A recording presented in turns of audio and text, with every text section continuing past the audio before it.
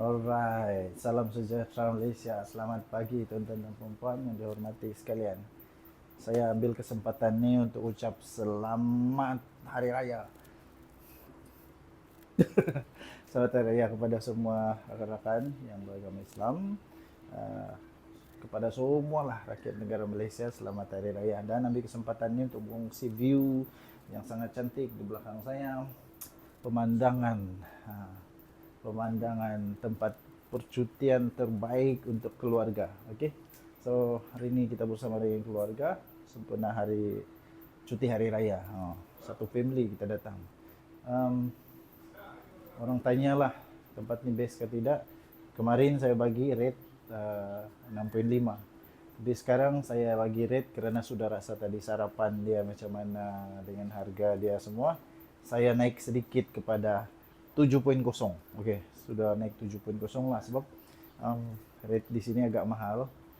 Jadi bila kita seimbangkan rate dengan quality, sekarang 7.0 lah. Okey. Mungkin besok boleh naik lagi. Okey. So, mau tanya harga berapa? Harga dia lebih kurang dalam hampir-hampir RM2,000 lah, 1,700 segitulah. Okey. So, kita cerita apa?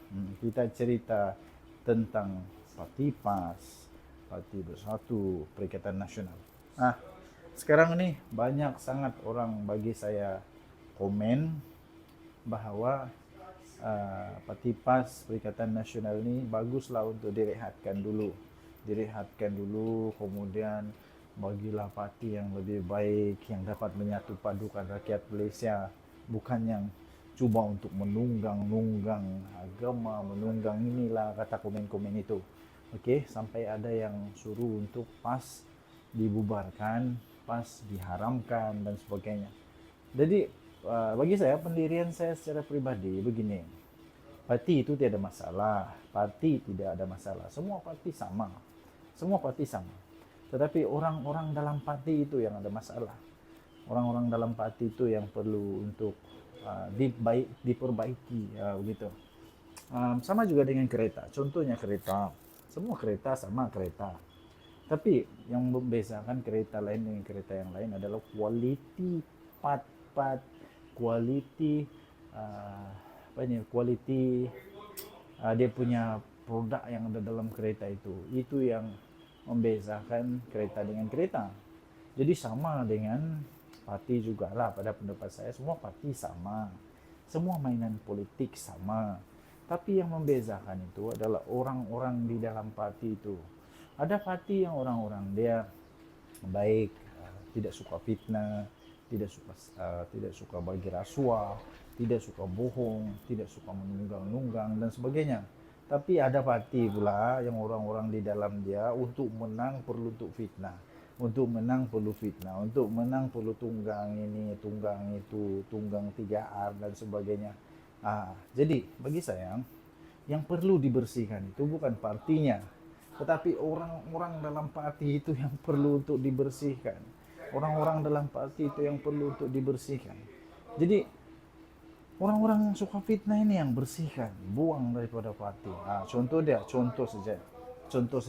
Kalau Hadi Awang pernah memfitnah, dia yang perlu dibersihkan, buang saja dia daripada parti itu.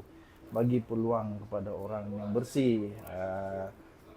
Lepas itu kalau contoh Hadi Awang pernah rasuah, pernah apa-apalah yang tidak bagus kan, patutnya PAS jangan lagi untuk bagi dia jawatan yang tinggi sangat begitu, supaya bersih lah, supaya selepas ini parti ini akan dapat membersihkan nama dia. Contoh lagi, tapi Hadi Awang tidak pernah lah kan. Hadi Awang tidak pernah fitnah, Hadi Awang tidak pernah rasuah. Jadi okey lah, bukan Hadi Awang. Contoh saja.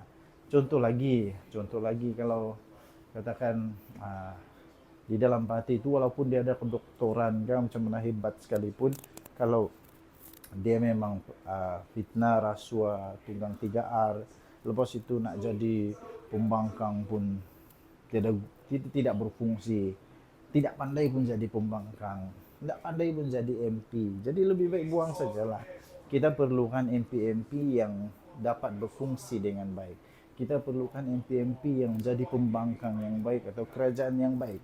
Kalau mereka tidak menjadi kerajaan atau pembangkang yang baik, itu menjadi pembangkang yang baik itu tidak bagus. Itu hanya membazir uang rakyat, uang rakyat. Dan seterusnya ya. Contoh di dalam parti itu walaupun pangkat dia tinggi-tinggi sampai perdana menteri kah, bekas perdana menteri kah, atau menteri-menteri kah, tapi kalau kerabat-kerabat dia sendiri pun ada masalah rasuah, apalagi dia sendiri pun ada masalah rasuah, yang ini perlu untuk diperhatikan ya. Semoga selepas ini semua yang berkuasa di Malaysia tidak sewenang-wenang mempergunakan kuasa untuk mau jadi kaya. Itu penting. Bukan sewenang-wenang untuk mau jadi kaya. Ini tidak. Oh, ini tidak. Siap semua orang yang semua orang yang asal jadi berkuasa saja, asal jadi perdana menteri saja, dan tentu juga lah dia ambil peluang untuk sakau ini sakau itu.